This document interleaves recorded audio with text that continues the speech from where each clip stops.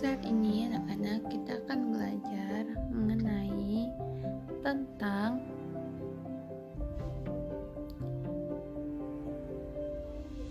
kehidupan sosial, budaya, ekonomi, politik di wilayah ASEAN. Dipengaruhi oleh yang pertama ialah pada luas wilayah. Sebagian besar negara ASEAN memiliki wilayah laut dengan luas sekitar 5.060.100 km persegi, sedangkan luas wilayah dataran sekitar 4.817.000 km persegi, sehingga wilayah lautan di negara-negara ASEAN lebih luas dibandingkan wilayah dataran. Dan yang kedua ialah kita akan belajar pada iklim tropis dan garis khatulistiwa. Ayo anak-anak, ada yang tahu apa yang dimaksud dengan daerah tropis dan garis khatulistiwa? Saat ini akan menjelaskan pengertiannya, yaitu daerah tropis adalah daerah sekitar garis khatulistiwa yang beriklim panas dan hanya memiliki dua musim, yaitu musim kemarau dan musim hujan. Dan garis khatulistiwa atau ekuator adalah garis yang membagi belahan bumi utara dan belahan bumi selatan. Mayoritas negara-negara di ASEAN memiliki iklim tropis. Karena dilewati oleh garis khatulistiwa, dampak positif iklim tropis antara lain yaitu iklim tropis memiliki dua musim saja, sehingga tidak terlalu sulit menanam tanaman. Curah hujan cukup tinggi sehingga pertanian berjalan lancar dan sumber daya alam melimpah serta beraneka ragam. Dan selanjutnya ialah kita akan belajar pada yang ketiga, yaitu letak geografis, astronomis, dan geologis. Contohnya, negara Indonesia dikaitkan dengan letak geografis, astronomis, dan geologis. Luas Indonesia daratan yaitu 1.922.570 km persegi dan lautannya ialah 3.257.483 km persegi.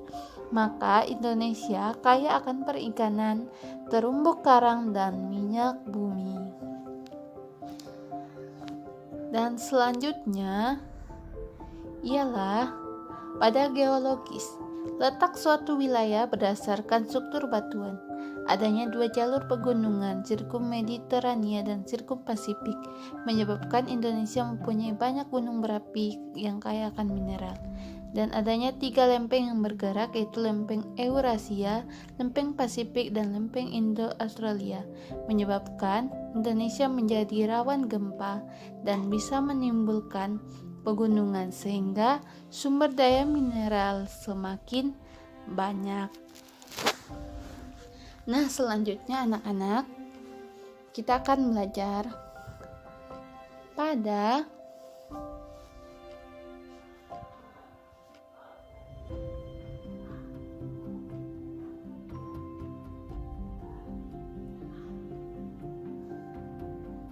negara ASEAN, yaitu yang pertama negara Indonesia.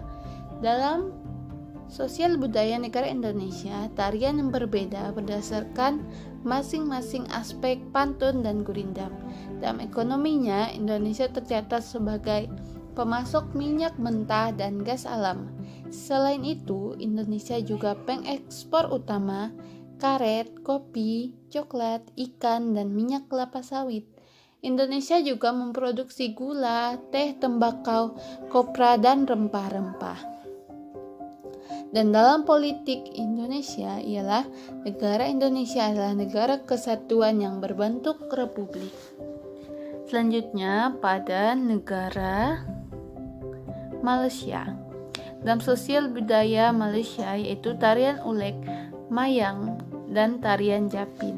Dan dalam ekonominya, perekonomian Malaysia berubah sejak dekade 1970-an berkat ekspor bahan mentah.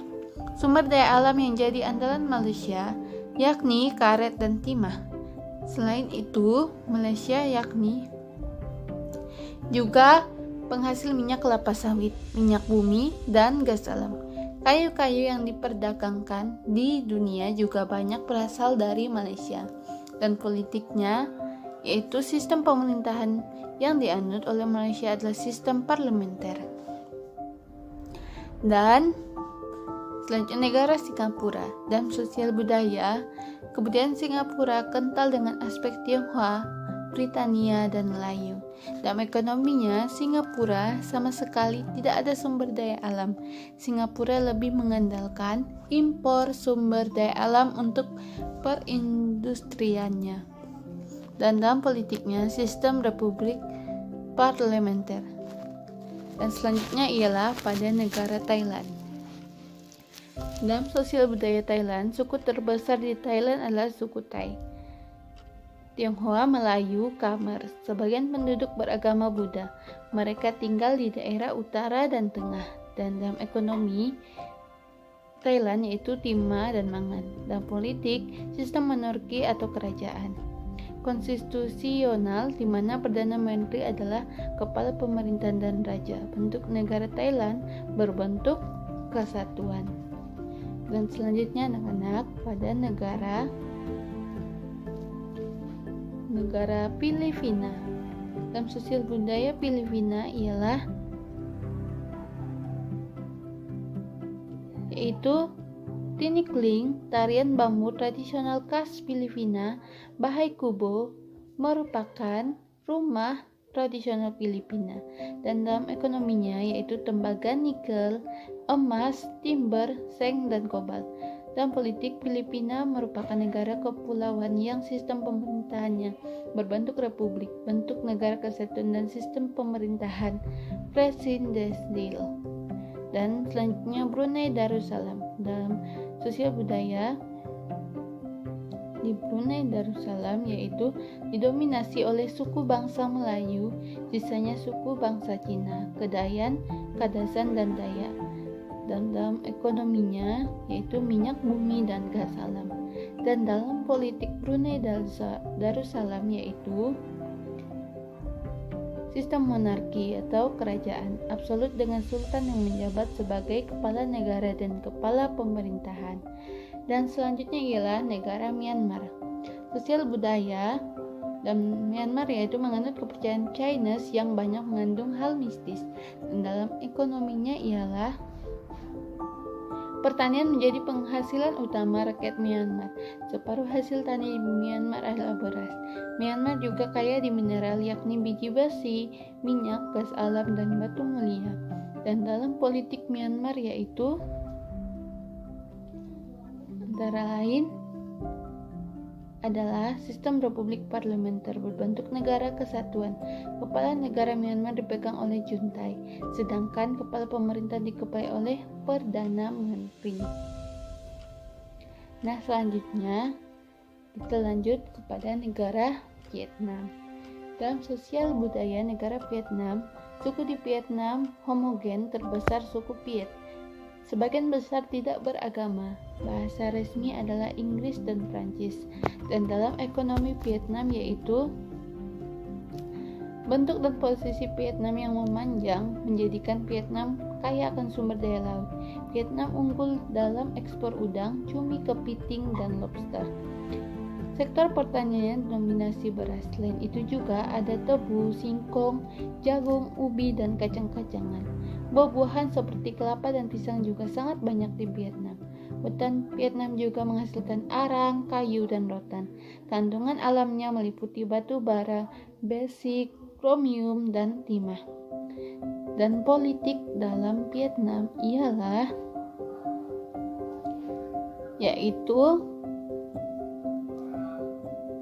Republik Sosialis Vietnam adalah sebuah negara partai tunggal, sistem negara yang berbentuk komunis. Dan selanjutnya pada negara Laos. Dalam sosial budaya negara Laos yaitu bahasa Lao dengan agama Buddha. Dan dalam ekonominya, perekonomian Laos bergantung pada pertanian. Produksi utamanya adalah beras. Selain itu, Laos juga menghasilkan ubi, tebu, jagung, tembakau, kopi, dan buah-buahan. Dan dalam politiknya, menjalin kerjasama dengan Vietnam yang juga menganut sistem komunis. Kepala negara adalah seorang presiden. Dan selanjutnya yaitu pada negara Kamboja. Dalam sosial budaya negara Kamboja, Kamboja sangat dipengaruhi oleh agama Buddha Theravada. Itu diantaranya Angkor Wat. Atraksi budaya yang lain adalah Festival Bon Om, festival balap perahu nasional yang diadakan setiap bulan November. Dan ekonominya ialah yaitu dua komoditas utama Kamboja, yaitu beras dan karet. Selain itu, Kamboja juga memproduksi ikan, buah, sayur, dan daging. Oke, mungkin dari penjelasan ibu, anak-anak sudah paham. Saatnya kita akan menyelesaikan pembelajaran kita hari ini, dan kita akan bertemu di pertemuan selanjutnya.